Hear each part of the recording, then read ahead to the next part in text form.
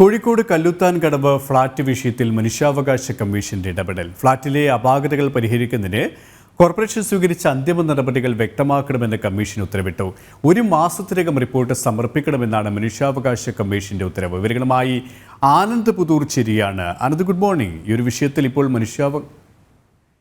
മനുഷ്യാവകാശ കമ്മീഷനും ഈ ഒരു വിഷയത്തിൽ ഇടപെട്ടിരിക്കുകയാണ്.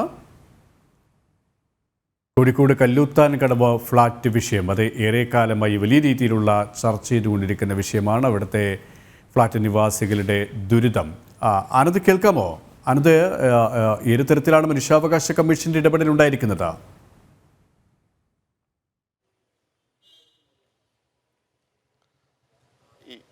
ഈ കല്ലുത്താൻ കടവ് നിവാസികളുടെ ഈ ഒരു ദുരിതജീവിതത്തിൽ നിന്ന് ഒരു പരിഹാരം എന്ന നിലയ്ക്കാണ് 2005 ഇത്തരത്തിൽ കല്ലുത്താൻ കടവ് ഫ്ലാറ്റ് സമുച്ചയം എന്നൊരു പദ്ധതി തന്നെ ആവിഷ്കരിക്കുന്നത്. തുടർന്ന് 2014 സർക്കാരിന്റെ നേതൃത്വത്തിൽ ഇതിന് തറക്കല്ലിടുകയും 2019 മുഖ്യമന്ത്രി പിണറായി വിജയൻ ഉദ്ഘാടനം ചെയ്ത് ഈ ഫ്ലാറ്റ് നിവാസികൾക്ക് കൈമാറുന്ന ഒരു സാഹചര്യം ഉണ്ടായിരുന്നു.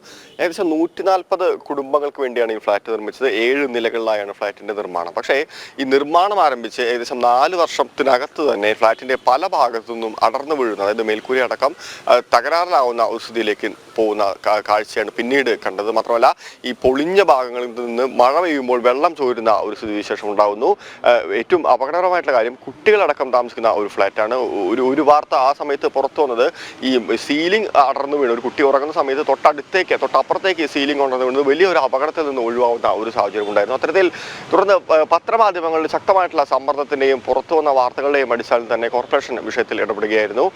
എന്നാൽ ആദ്യഘട്ടത്തിൽ കോർപ്പറേഷൻ വളരെ നിസ്സംഗമായിട്ടുള്ള മനോഭാവമാണ് എടുത്തതെന്നാണ് പൊതുവെ അവിടെയുള്ള ആളുകൾ സൂചിപ്പിക്കുന്നത്. തുടർന്ന് കോർപ്പറേഷൻ അത്തരത്തിൽ ഇതിന്റെ നടപടികളും ഇതിന് മറ്റ് ബന്ധപ്പെട്ട ഈ പൊളിച്ചുപണികളുമായി ബന്ധപ്പെട്ട കാര്യങ്ങളിലേക്ക്, അറ്റകുറ്റപ്പണികളുമായി ബന്ധപ്പെട്ട കാര്യങ്ങളിലേക്ക് മുന്നോട്ട് പോയിരുന്നു.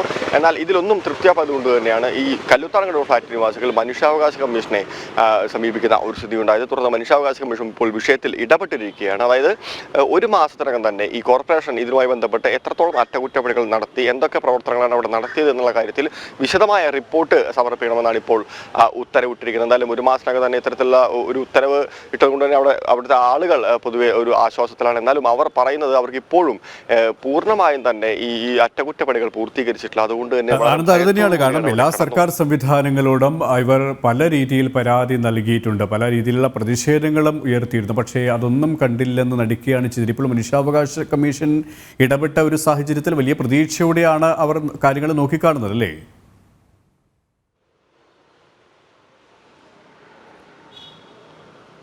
തീർച്ചയായും അവരുടെ അവസാനത്തെ ആശ്രയമായിരുന്നു മനുഷ്യാവകാശ കമ്മീഷനെ പരാതി നൽകുക എന്ന് പറയുന്നത്. പക്ഷേ മനുഷ്യാവകാശ കമ്മീഷന്റെ ഇടപെടൽ അവർക്ക് വളരെ ആശ്വാസകരമായിട്ടുള്ള ഒരു സമാധാനം നേരത്തെ നമ്മൾ ഇന്നലെ സംസാരിച്ചപ്പോൾ അവർ പറഞ്ഞത് ഞങ്ങൾക്ക് ഇപ്പോൾ ഒരു ആശ്വാസമുണ്ട്.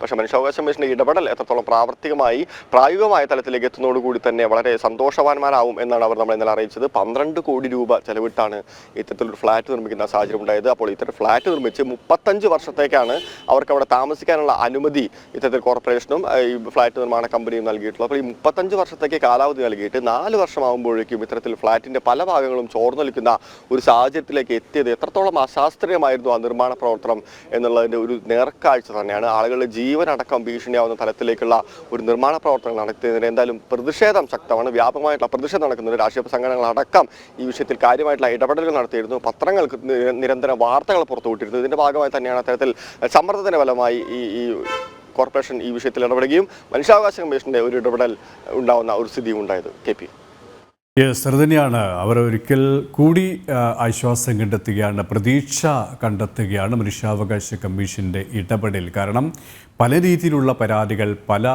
ഘട്ടങ്ങളിൽ പല സർക്കാർ സംവിധാനങ്ങൾക്ക് നൽകിയിരുന്നു, പ്രതിഷേധ സമരങ്ങൾ നടത്തിയിരുന്നു. പക്ഷേ ഒരു ഇടപെടലും ഉണ്ടായിട്ടില്ല. മനുഷ്യാവകാശ കമ്മീഷൻ കൃത്യമായ രീതിയിൽ ഇടപെട്ട് തങ്ങൾക്ക് ആശ്വാസം കണ്ടെത്തും എന്ന് തന്നെയാണ് അവർ ഓരോരുത്തരും ഇപ്പോഴും പ്രതീക്ഷിക്കുന്നത്. ആനന്ദ് പുതൂരാണ് വിവരങ്ങൾ നൽകിയത്.